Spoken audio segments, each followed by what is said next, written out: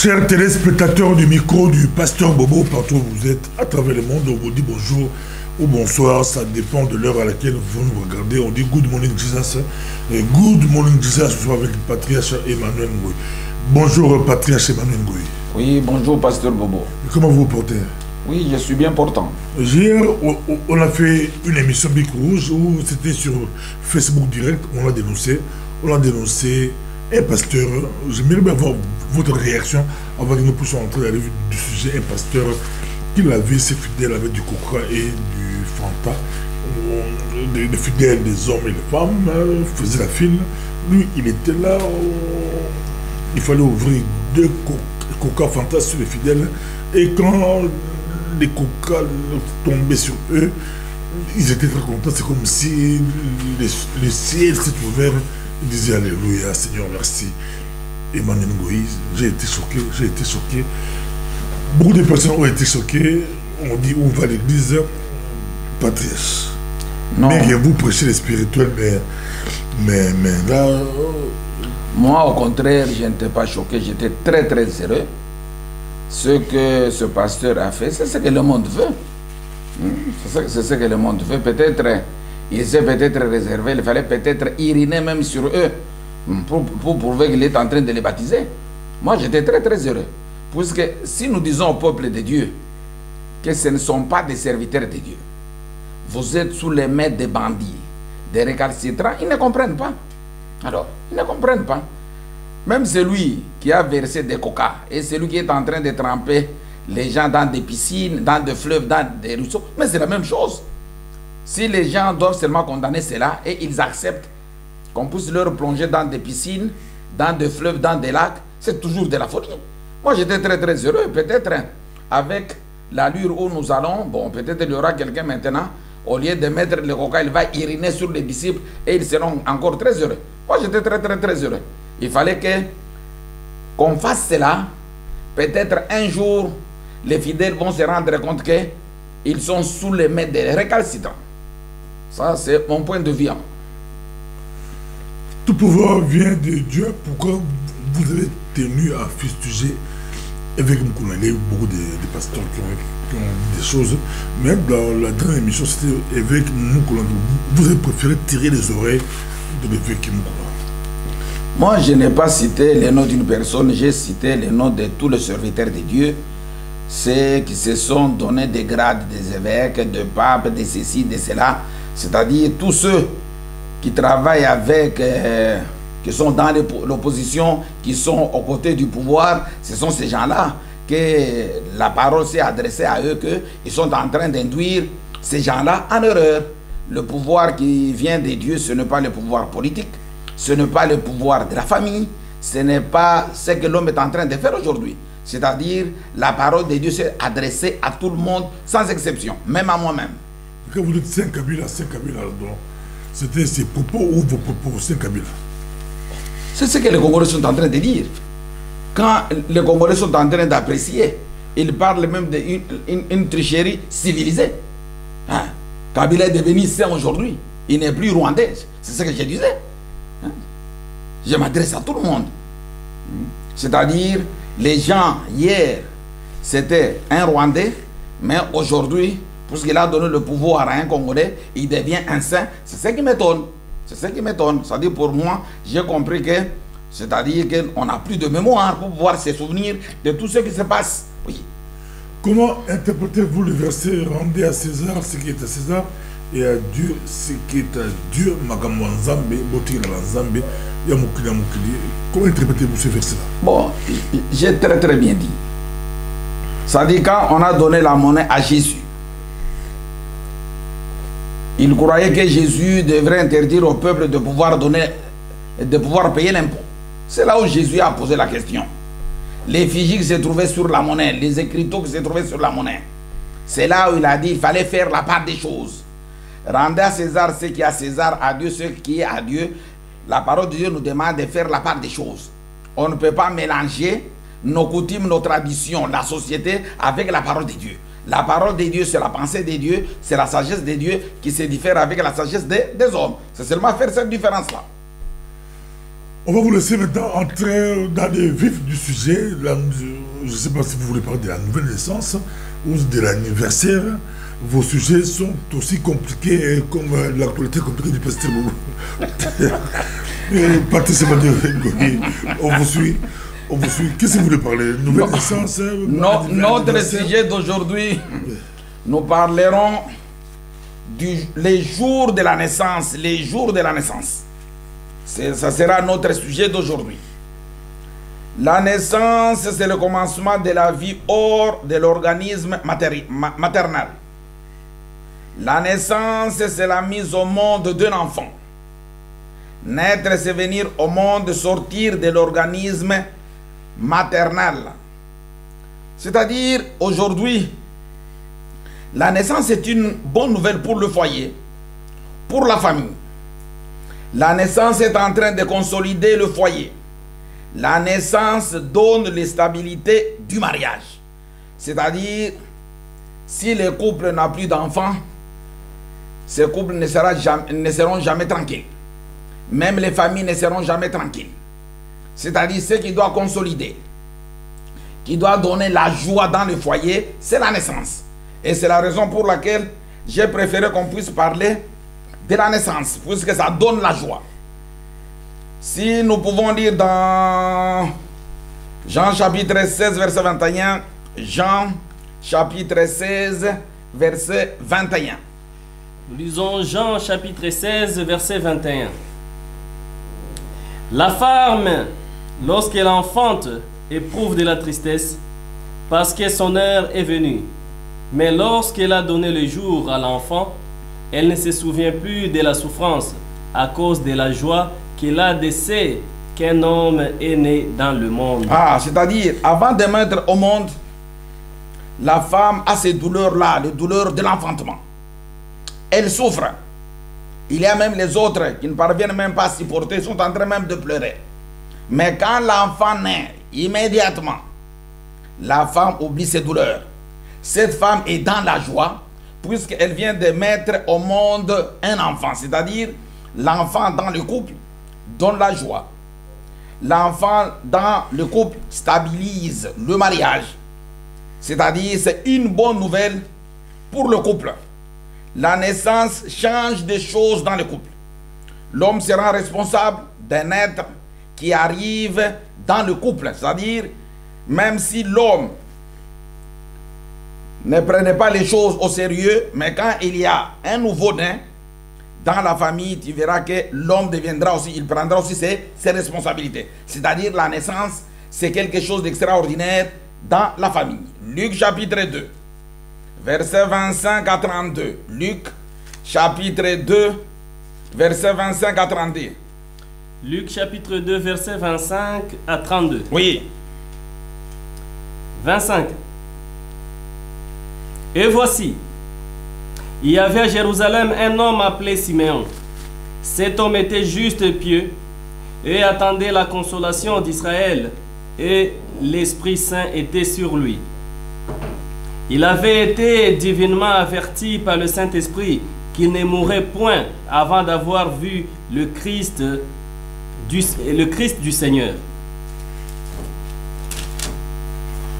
Il vint au temple, poussé par l'Esprit, et comme les parents apportaient le petit enfant Jésus pour accomplir à son égard ce qu'ordonnait la loi, il le reçut dans ses bras, bénit Dieu et dit: Maintenant, Seigneur, tu laisses ton serviteur s'en aller en paix, selon ta parole.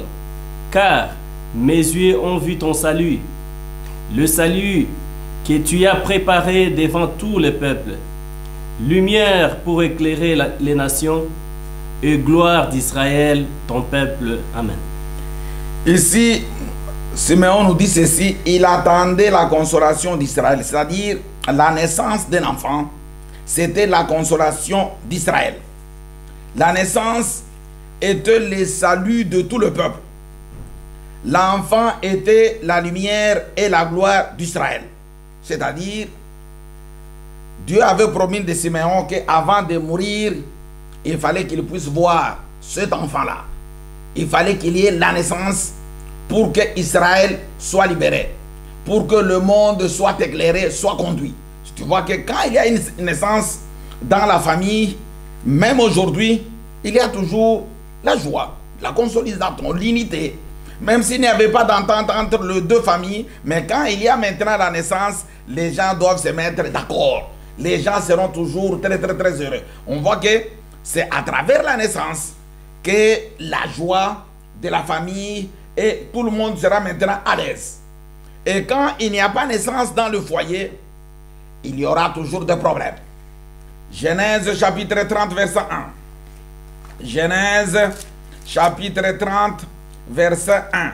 C'est-à-dire, Rachel avait aussi des problèmes avec son mari, puisqu'il n'y avait pas d'enfant. C'est la raison pour laquelle, quand il n'y a pas un enfant dans les couples, il y a toujours des problèmes. L'homme qui acquise sa femme et la femme est en train d'acquiser l'homme. C'est-à-dire, ils sont en train de rechercher l'enfant. Genèse chapitre 30 verset 1. Lorsque Rachel vit qu'elle ne donnait point d'enfant à Jacob, elle porta envie à sa sœur, et elle dit à Jacob, donne-moi des enfants ou je meurs. Ah, c'est-à-dire que quand la femme n'a plus d'enfant, elle doit réclamer à son mari que moi je ne suis pas venu te regarder. Je n'ai pas besoin de ta richesse, mais j'ai besoin d'un enfant. Tu dois me donner un enfant, sinon je dois mourir. Tu vois que c'est l'enfant qui donne la joie. C'est-à-dire, si on n'a pas l'enfant, les couples souffrent. Les gens sont très malheureux. Mais, il y a une chose que je viens de remarquer, qu'aujourd'hui, la paix, la stabilité, la consolation de la famille, c'est la naissance d'un enfant. Mais la parole de Dieu nous dit le contraire. C'est-à-dire, le point de vue de la parole de Dieu, c'est autre chose. On peut encore lire peut-être dans Ecclésiaste chapitre 7 verset 1. Ici, vous avez commencé à parler le jour de la naissance que nous fêtons, les anniversaires.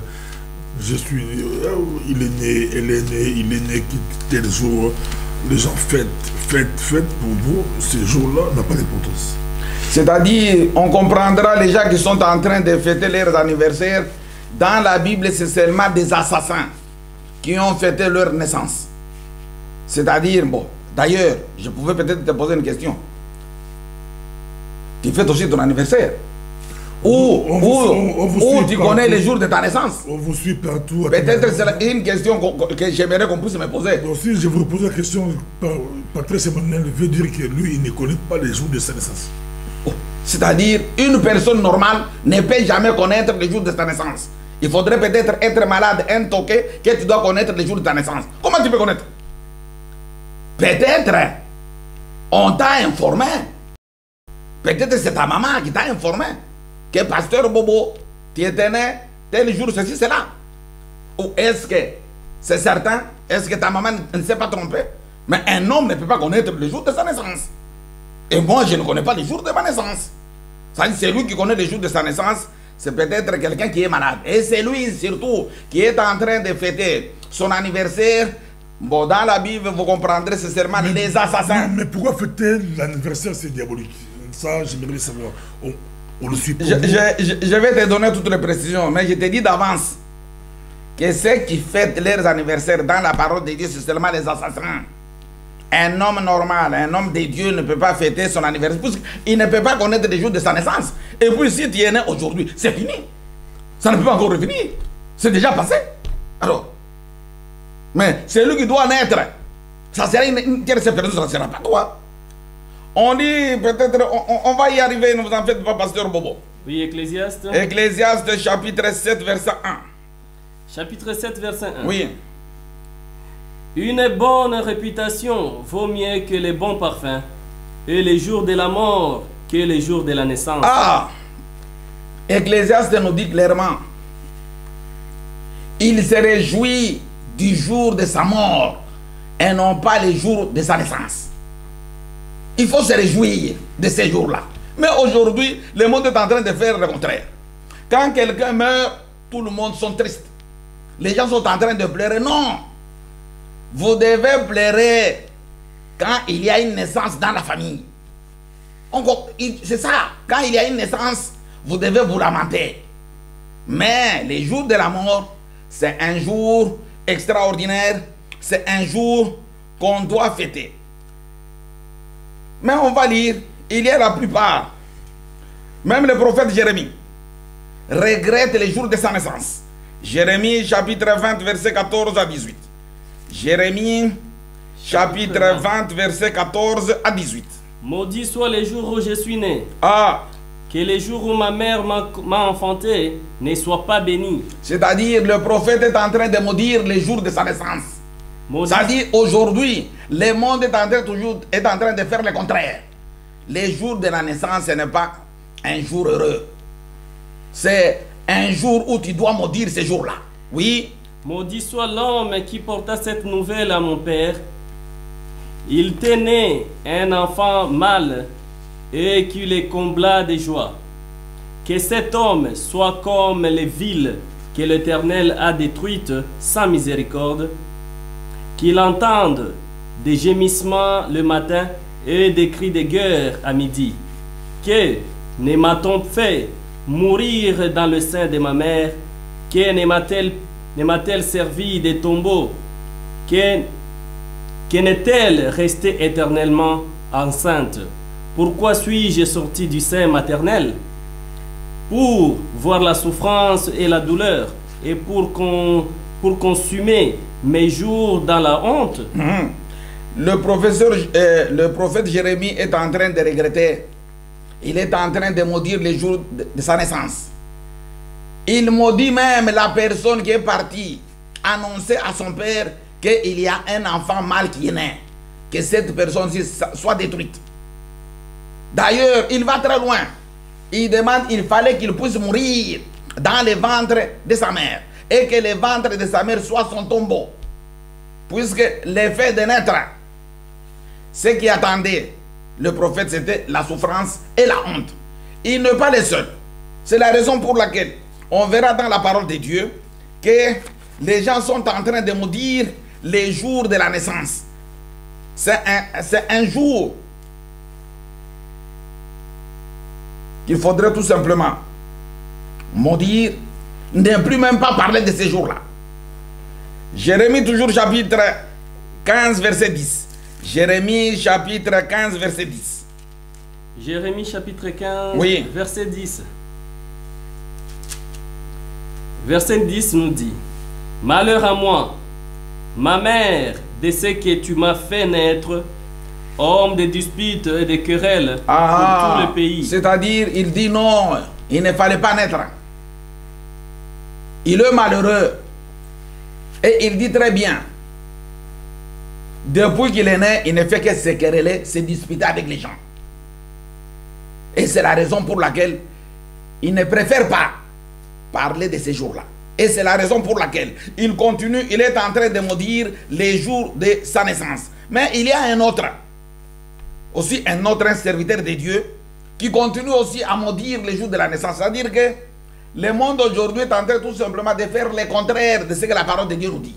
Job chapitre 3, verset 1 à 12. Job chapitre 3, verset 1 à 12. Job chapitre 3, verset 1 à 12. 1 à 12. Oui. Après cela, Job ouvrit la bouche et maudit le jour de sa naissance. Il prit la parole et dit: Périsse le jour où je suis né, et la nuit qui dit: Un enfant mâle est conçu. Ces jours qu'il s'échange en ténèbres, que Dieu n'en ait point souci dans le ciel, et que la lumière ne rayonne plus sur lui, que l'obscurité et l'ombre de la mort s'en emparent. On va y aller petit à petit, mon frère. Mais c'est la raison pour laquelle je vous ai dit que les serviteurs de Dieu ne peuvent jamais fêter leurs anniversaires. Puisque les jours de leur naissance, c'est un jour qui est complètement maudit. D'ailleurs, Job va aller très loin. Il va demander à Dieu que ces jours puissent disparaître même dans les calendriers. Que ce mois ne puisse même pas figurer dans les calendriers. Mais aujourd'hui... Mais lui, c'est par rapport à sa souffrance. Ah, ça dit toi tu es heureux. Non, c'était par rapport à cette souffrance. Allons lentement, tu te rendras compte. C'est-à-dire, même toi, les jours que tu comprendras, tu vas aussi dire les jours de ta naissance. C'est là où je t'avais dit qu'un homme normal ne peut pas fêter son anniversaire. C'est seulement peut-être un assassin. Et on verra ces assassins qui ont fêté les jours de leur naissance. Mais un homme normal ne peut pas le faire. Tu peux continuer. Je continue. Oui. Que l'obscurité et l'ombre de la mort s'en emparent, que des nuées établissent leur demeure au-dessus de lui, et que les noirs phénomènes l'épouvantent. Cette nuit, que les ténèbres en fassent leur proie, qu'elles disparaissent de l'année, qu'elles ne soient plus comptées parmi les mois, que cette nuit devienne stérile, que l'allégresse en soit bannie, qu'elle soit maudite par ceux qui maudissent les jours. Job demande que les jours qu'il est né puissent périr, que Dieu ne puisse pas avoir souci de ces jours, que ces jours ne puissent pas avoir la lumière, que ces jours-là puissent disparaître de l'année. C'est-à-dire, si l'année a 365 jours, il fallait que l'année puisse avoir 364 jours. On devrait éliminer ces jours-là.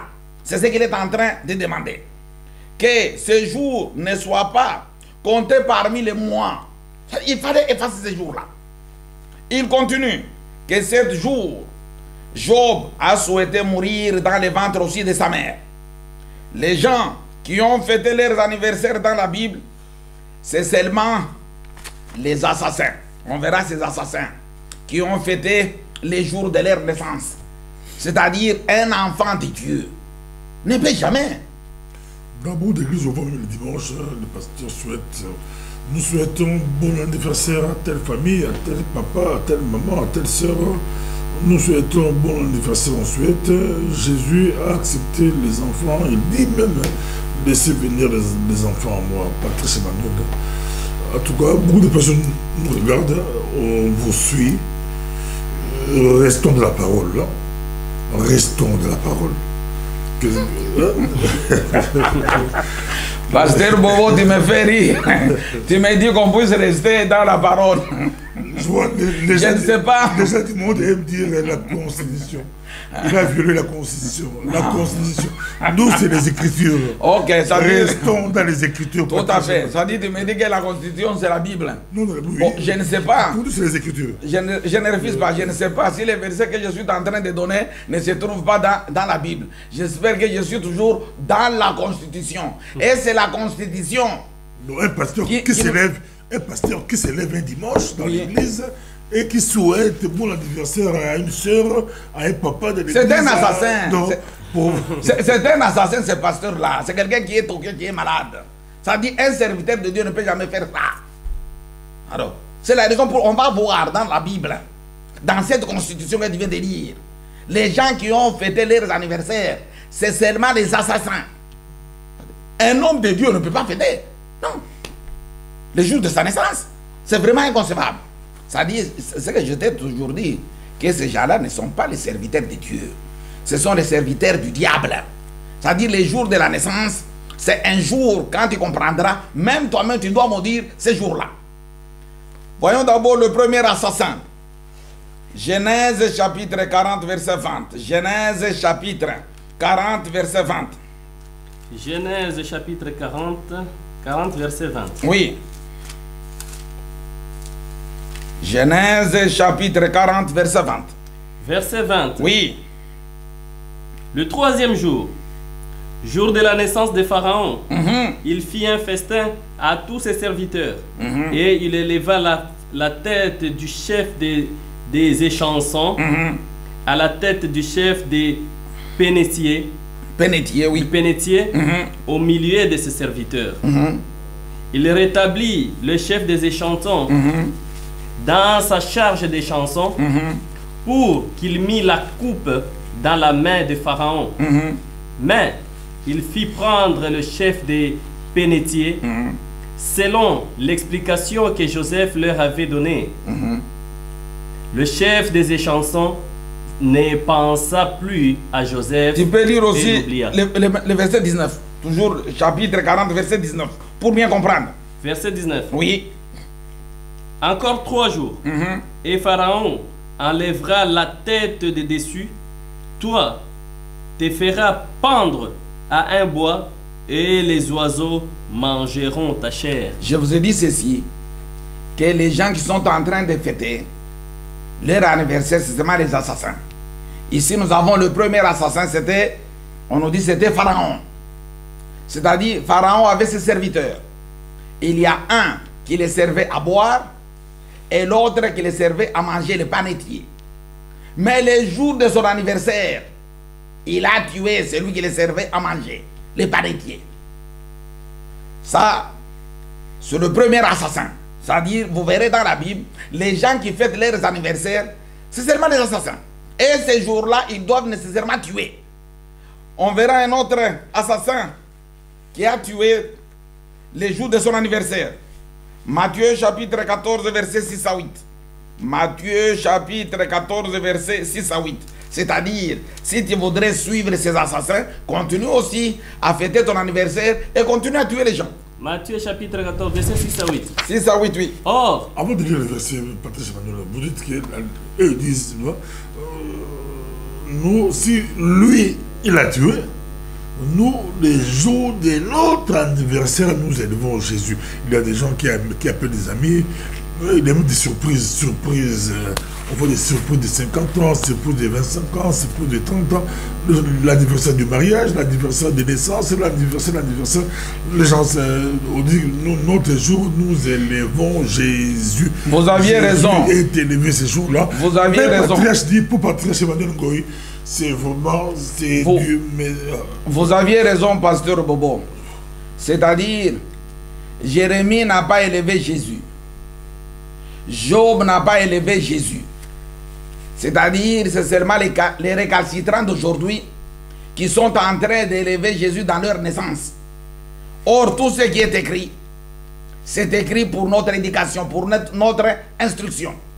Or, vous verrez dans votre Bible, lisez très très bien votre Bible, vous ne verrez jamais un serviteur de Dieu fêter son anniversaire, sauf des assassins, des bandits. Ce sont les exemples que je suis en train de donner. Voyons un autre bandit qui a fêté son anniversaire dans Matthieu, chapitre 14, verset 6 à 8 ans.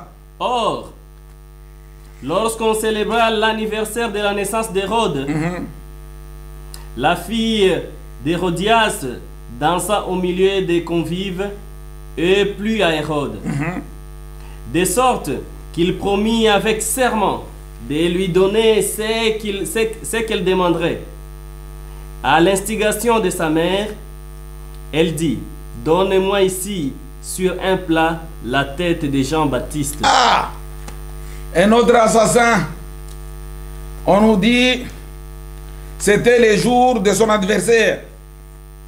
Hérode a tué Jean-Baptiste. Le jour de son anniversaire. C'est là où je vous avais dit que c'est seulement les assassins dans la parole de Dieu qui sont en train de fêter leur fête d'anniversaire. Bon, ceux qui fêtent aujourd'hui, ils sont en train de se réjouir à cause de la mort de Jean-Baptiste, ou ils sont en train d'élever quel Jésus? Puisque ce jour-là, c'est le jour de l'anniversaire d'Hérode que Hérode avait assassiné Jean-Baptiste. Maintenant, je me suis posé la question.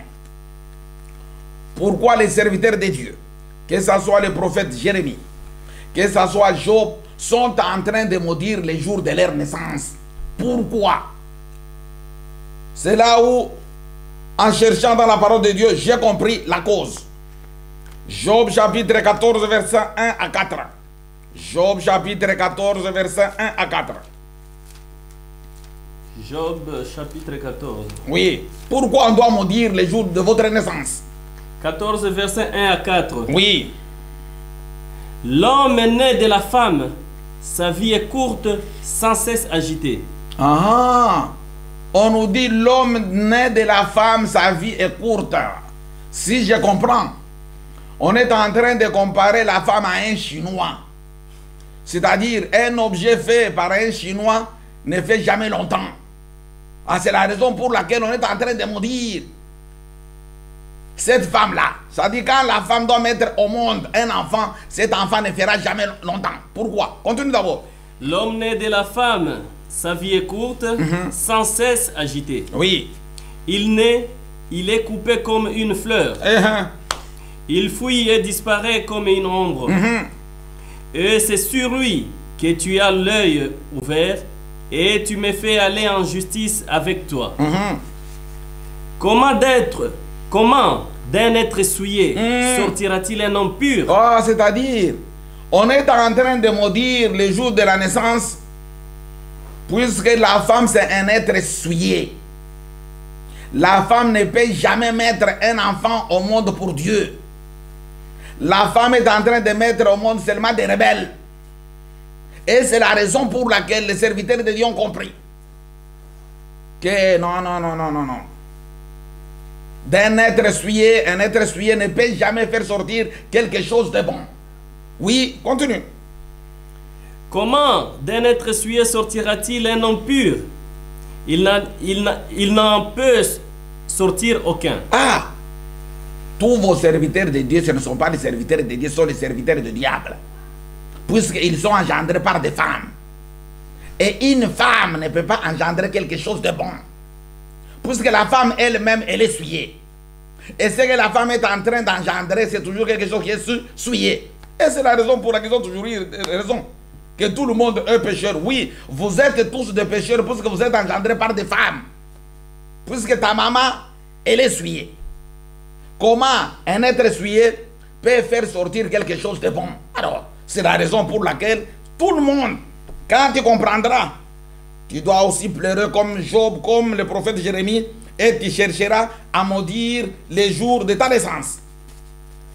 Job chapitre 15, verset 14 à 16. Job chapitre 15, verset 14 à 16. Verset 14 à 16.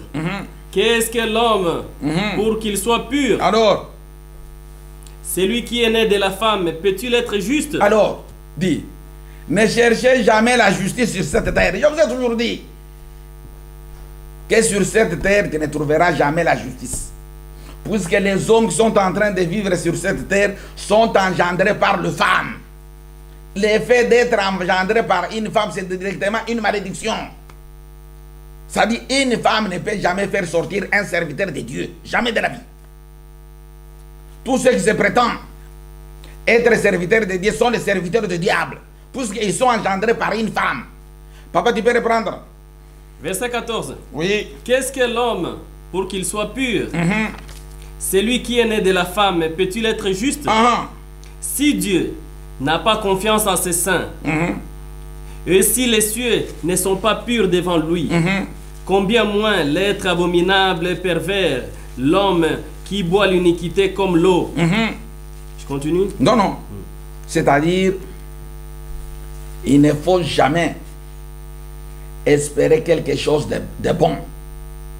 Même dans les affaires, même dans les églises, il ne faut jamais espérer la vérité, il ne faut jamais espérer la justice, puisque tous ces gens-là, que ce soit le juge, que ce soit le magistrat, que ce soit les avocats, c'est la raison pour laquelle vous êtes toujours déçus. Tous ces gens-là sont engendrés par des femmes.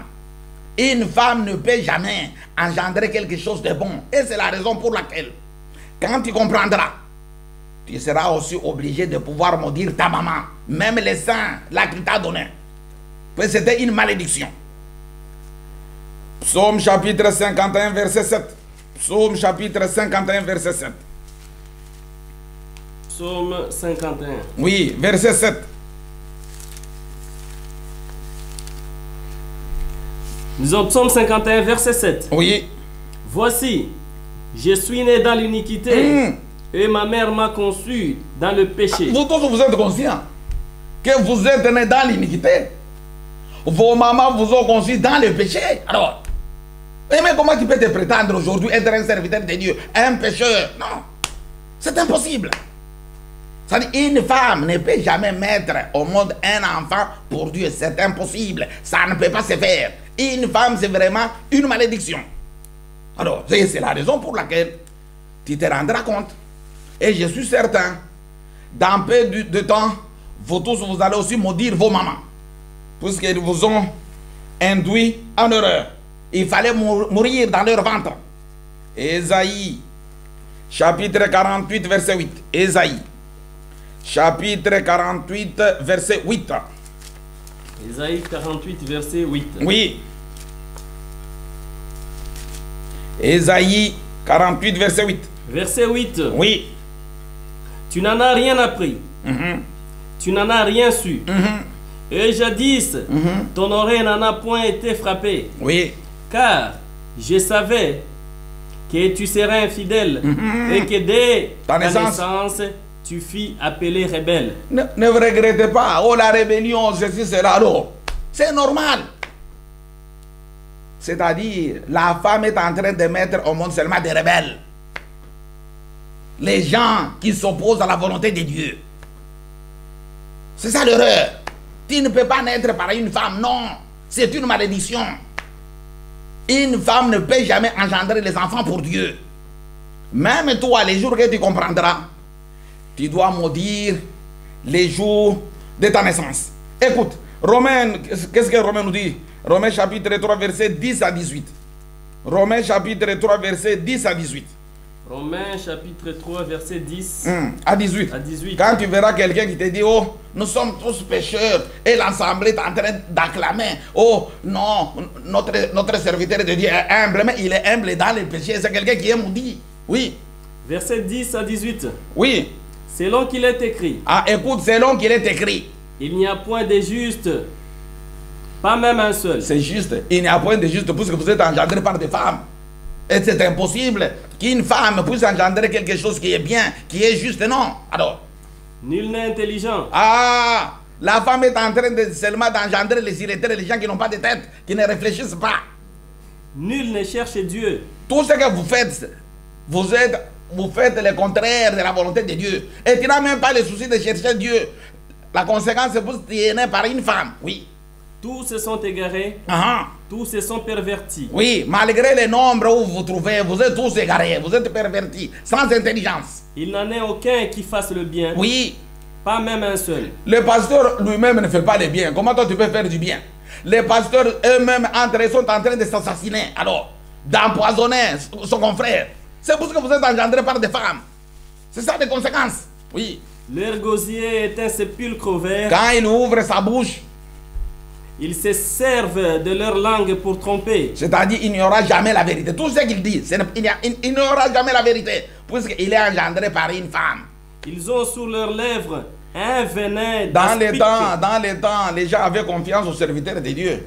Ils croyaient que s'il y a des palabres ou quoi que ce soit, il fallait faire recours à ces gens-là. Mais aujourd'hui, les gens ont compris que les premiers escrocs, ce sont les serviteurs de Dieu.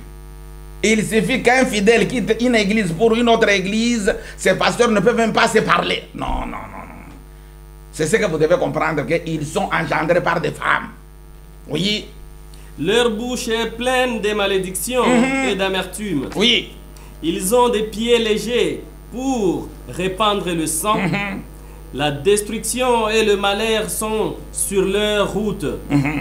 Ils ne connaissent pas le chemin de la paix. La crainte des dieux n'est pas devant leurs yeux. C'est-à-dire, ces gens-là n'ont pas la crainte de Dieu. Tu peux faire confiance à un serviteur de Dieu, mais tu seras toujours déçu puisqu'il n'a pas la crainte de Dieu. Ce n'est pas aussi de sa faute. Lui aussi est engendré par une femme. C'est ça l'inconvénient. Une femme ne peut jamais engendrer quelque chose de bon. Un serviteur de Dieu ne peut pas sortir d'une femme, non. La femme, c'est une malédiction. Zacharie, chapitre 5, verset 7 à 8. Quand il te dit que tout le monde est pécheur, comprend directement, sort de là. C'est une femme. C'est un pécheur lui-même. Zacharie, chapitre 5. Verset 7 à 8. Et voici, oui, une masse de plomb s'éleva, et il y avait une femme assise au milieu de l'Epha. Il dit, c'est l'iniquité. La femme, c'est l'iniquité. Toute personne qui pêche, toute personne qui reconnaît qu'il est pécheur, c'est une femme. Il ne faut pas perdre ton temps. Une femme ne peut pas faire sortir quelque chose de bon puisque lui-même n'est pas bon. Alors, c'est la raison pour laquelle, dans toutes vos églises, la phrase que vous connaissez, vous tous vous êtes des pécheurs, et vous connaissez en partie. Alors, quelqu'un qui te dit clairement, il connaît en partie, et puis tu es derrière cette personne. Mais quand on va te poser la question, si c'est une autre partie et toi tu ne connais pas, qu'est-ce que tu feras? Tu vas tromper. Les femmes, on comprendra, ce n'est pas pour rien. Dieu est en train de nous mettre en garde. Papa, tu peux... Je ne sais pas si tu as terminé. Je n'ai pas terminé. Oui, termine. Et voici, une masse de plomb se leva, et il y avait une femme assise au milieu de l'EPHA. Il dit, c'est l'iniquité. Et il la repoussa dans l'EPHA, et il jeta sur l'ouverture la masse de plomb. Ah, la femme c'est le péché, la femme c'est l'iniquité. Un pécheur ne peut jamais être un serviteur de Dieu. Un pécheur ne peut jamais transformer un autre pécheur, jamais de la vie. Ce n'est pas pour rien que la parole de Dieu nous dit clairement que la femme doit se taire. Si aujourd'hui le monde se trouve là où nous sommes, c'est parce que ceux qui enseignent, ceux qui vous encadrent, ce sont des femmes. Et c'est la raison pour laquelle ils sont très audacieux. Ils sont en train même de bénir le mariage des homosexuels. Alors, ce sont des femmes, c'est comme ça. Une femme ne peut pas faire sortir quelque chose de bon. Jean chapitre 3, verset 3,5 à 6. Jean chapitre 3, verset 3,5 à 6. Jean chapitre 3, verset 3, 5 à 6. Verset 3. Oui. Jésus lui répondit, en vérité, je te le dis, si un homme n'est né de nouveau, il ne peut voir le royaume de Dieu. Ah, la seule condition pour vous tous qui sont nés par des femmes, la seule condition, c'est naître de nouveau. C'est la seule condition. Si tu n'es pas né de nouveau, malgré tu es en train d'aboyer, et tu te crois que c'est de parler en langue, tu es ensorcelé. La seule solution pour toute personne, pour être sauvé, pour voir le royaume de Dieu, vous êtes obligé de naître de nouveau. Et quand tu vas naître de nouveau, tu ne peux pas être né de nouveau par une femme, non. Puisque une femme ne peut jamais engendrer quelque chose de bon, jamais de la vie. Oui. Verset 5. Jésus répondit, en vérité, je te l'ai dit. Oui. Si un homme n'est né d'eau et d'esprit, il ne peut entrer dans le royaume de Dieu. Ah, naître de nouveau, c'est-à-dire, il faudrait que ta maman soit l'eau. Tu dois être engendré par l'eau. On ne peut pas te tremper dans l'eau. On ne peut pas te plonger dans l'eau, non. C'est l'eau qui va t'enfanter. C'est l'eau qui va te mettre au monde. Tu peux reprendre. Je reprends verset 5. Alors, Jésus répondit. Puisque quand on dit les gens sont maudits, la parole de Dieu nous dit autrement, mais il faut toujours le contraire.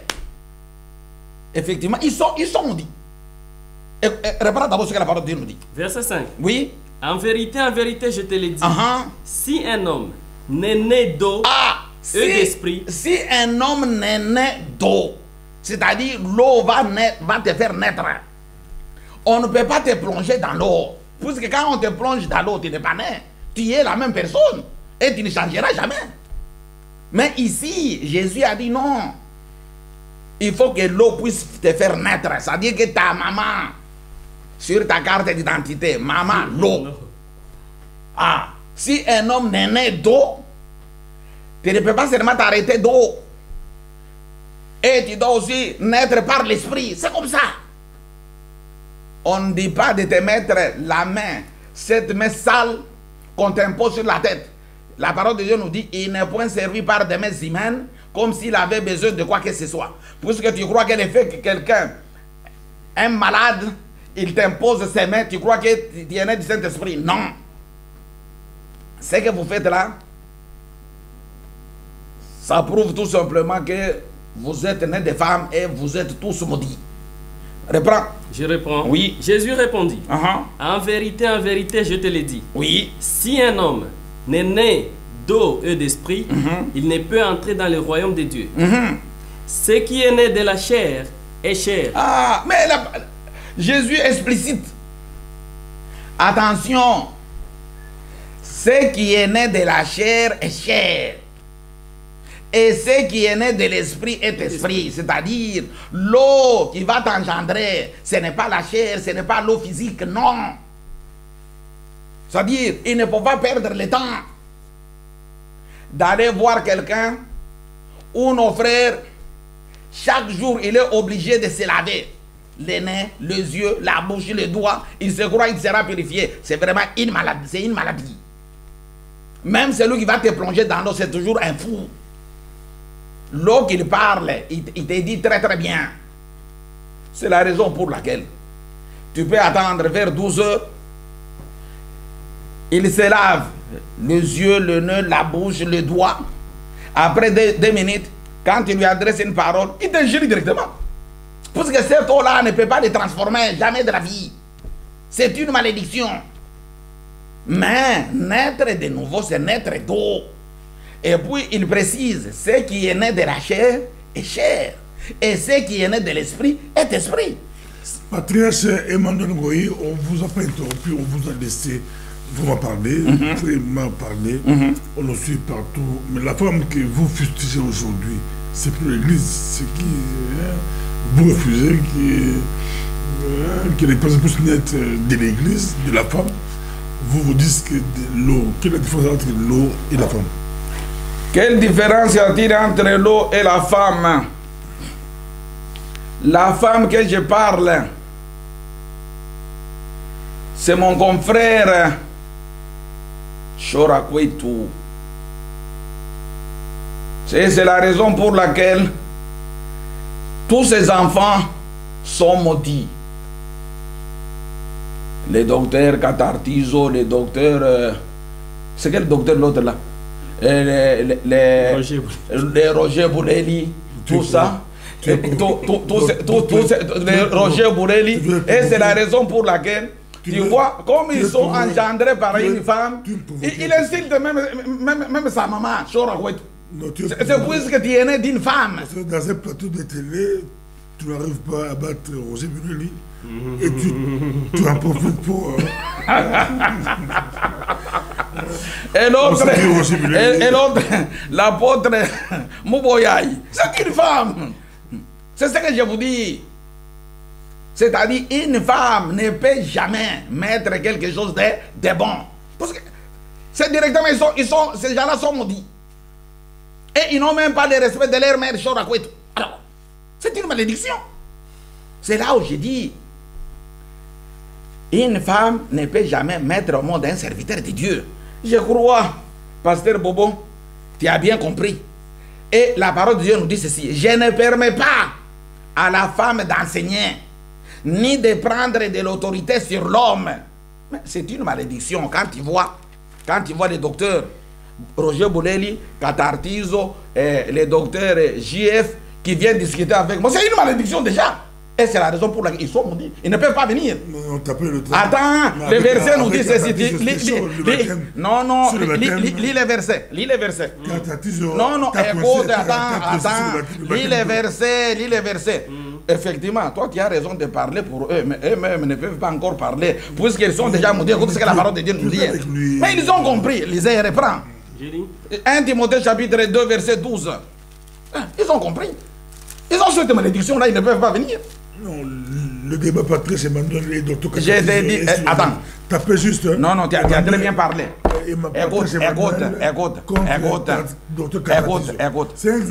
tu as très bien parlé. Bon, tu as très bien parlé. Les docteurs Katartizo n'est pas en Belgique. Le Roger Bourrelli n'est pas en Belgique. L'apôtre Mouboya n'est pas en Belgique. Ils sont tous là. Pourquoi ils ne peuvent pas venir? Écoute, les ont... Ah bon, pourquoi ils ne viennent pas chez toi encore? Pourquoi ils ne demandent pas les débats? Ils ont compris que cette malédiction pèse sur eux. C'est une malédiction. Ils sont prêts à débattre à tout moment, mais ils disent que... Toi, tu attaques les... Non, non, reprends. Tu donnes des coups en dessous de la ceinture. Tu ne Non. respectes pas les règles, Ah les règles du jeu. bon, non, non. Tes coups, C'est lui qui a en fait l'erreur, c'est qui? C'est lui qui a fait l'erreur, c'est l'arbitre. Et l'arbitre, c'est qui? C'est Pasteur Bobo, c'était ta faute. Tu ne peux pas. Attends, je vais t'aider. Attends, la boxe a des règles. Et c'est la raison pour laquelle dans les combats de boxe, il y a des poids. Mi-mouche, mouche, coq, léger, super léger, Walter, moyen, mi-lourd, poids lourd. Mais toi, tu prends un poids lourd avec un mi-mouche. Alors, c'était une malédiction. C'était de ta faute. D'ailleurs, il fallait qu'on puisse te porter plainte. Hein? Tu n'as pas respecté les règles. Bon, tu lis 1 Timothée, Oui. 1 Timothée chapitre 2, verset 12. Il faut respecter les règles de la boxe.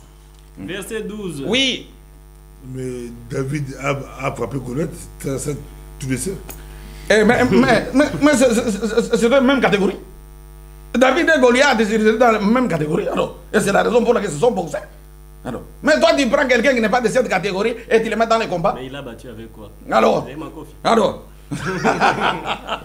Tu peux lire. Verset 12. Oui. Je ne permets pas à la femme d'enseigner, Ah, hum. ni de prendre de l'autorité sur l'homme. Écoute, Mais elle écoute, doit- mon petit, t'arrêtes.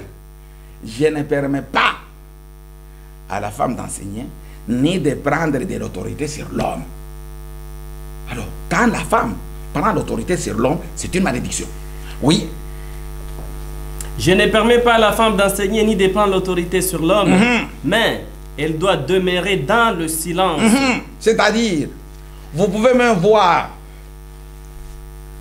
dans des journaux, dans des télés, surtout sur YouTube, le débat entre le musulman et le chrétien.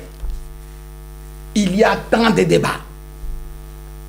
Mais quand je vois tout ce qui se passe, j'ai compris, puisque tous ces gens-là, que ce soit les musulmans, que ce soit les chrétiens, tous sont engendrés par des femmes. Écoute ce que la parole de Dieu nous dit.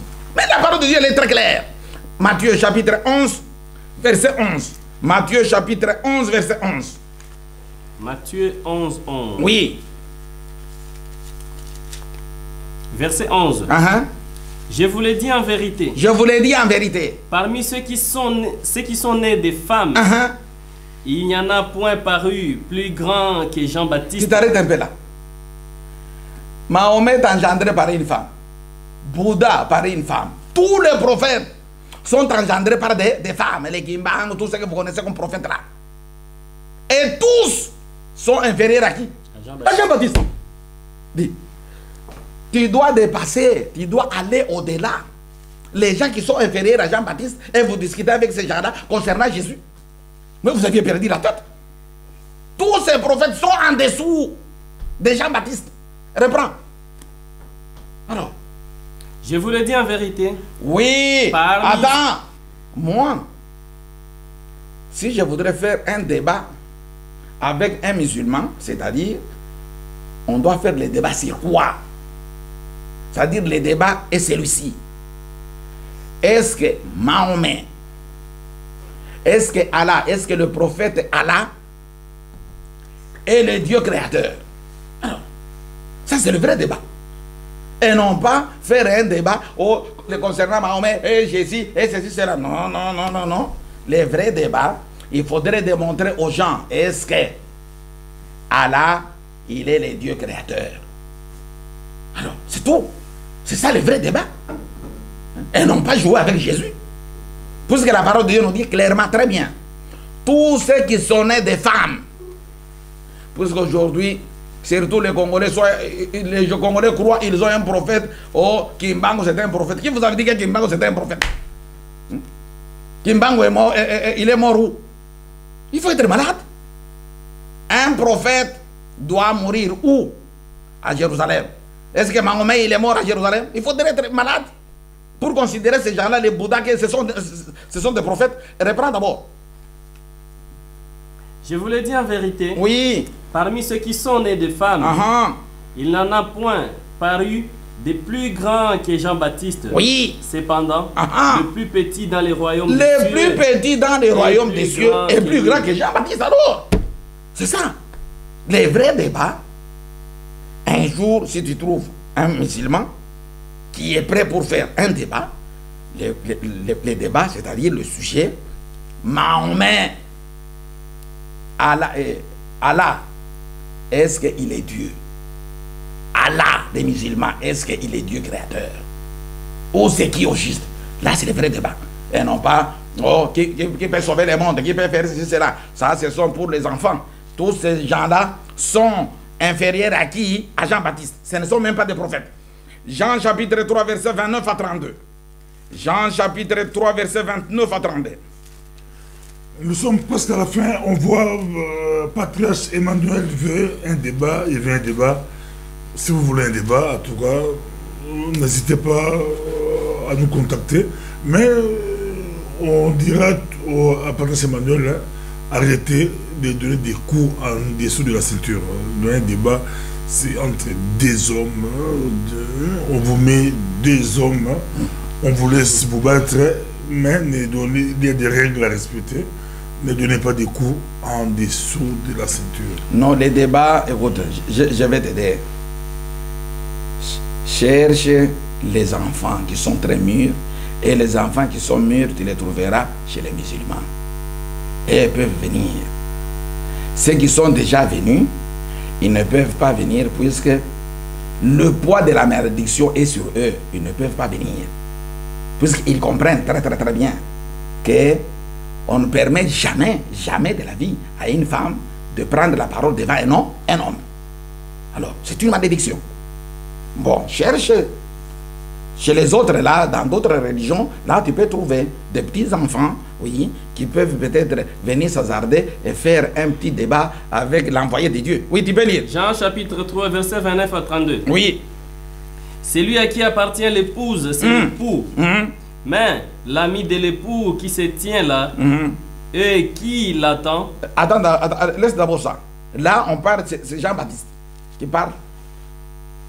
Il dit, lui est tout simplement l'ami de l'époux. Et l'époux là, c'est son chef qui est Jésus-Christ. Mais tu peux d'abord lire Deutéronome chapitre 32, verset 18. Deutéronome chapitre 32, verset 18. Deutéronome 32. C'est-à-dire, c'est lui qui doit mettre au monde un enfant pour Dieu, c'est les rochers. C'est-à-dire, tu dois être engendré par les rochers. Et à ce moment-là, tu peux être serviteur de Dieu. Oui. Je vais donner un dernier verset et puis on s'arrête. Oui. Deutéronome chapitre 32, oui. verset 18. Uh-huh. Tu as abandonné le rocher qui t'a fait naître. C'est-à-dire, tu dois être engendré par les rochers pour être serviteur de Dieu. Et tu as oublié le Dieu qui t'a engendré. C'est-à-dire, les jours de la naissance, ce n'est pas un jour heureux, ce n'est pas un jour que l'homme doit se rappeler dans sa vie. C'est un jour de la malédiction. Mais, Ecclésiaste nous a dit, vaut mieux les jours de la mort. Les jours de la mort, c'est quel jour? C'est ces jours-là que tu dois fêter, que tu dois être heureux. Romain. Que répondez-vous à une personne qui a commenté la dernière vidéo? Il dit que cet homme, on dit il est orgueilleux, cet homme. Oui, l'orgueil, c'est la vérité. C'est-à-dire, le monde d'aujourd'hui, quand ils parlent de la vérité, pour eux, c'est l'orgueil. Je les félicite et je les remercie. Que la grâce de Dieu soit sur lui, comme il a écouté, il a suivi cet enseignement, il sera sauvé. D'ailleurs, il connaît que c'est lui qui parle. Il est certain et il dit la vérité. Il a de l'assurance de ce qu'il est en train de dire. C'est ce que j'ai toujours dit. Je ne peux jamais flatter quelqu'un. Mais je vous dis la vérité. Et s'il dit, ceux qui disent arrogant. L'arrogance pour le monde d'aujourd'hui, c'est la vérité de Dieu. Quand quelqu'un parle de la vérité de Dieu, et puis, mais j'ai raison d'être arrogant. Comment ce grand Dieu, le créateur du monde, m'a dit tout simplement moi? Alors, pourquoi je ne peux pas être arrogant? Et puis je suis en train de faire je suis à son service. Alors, à chaque instant, je suis prêt.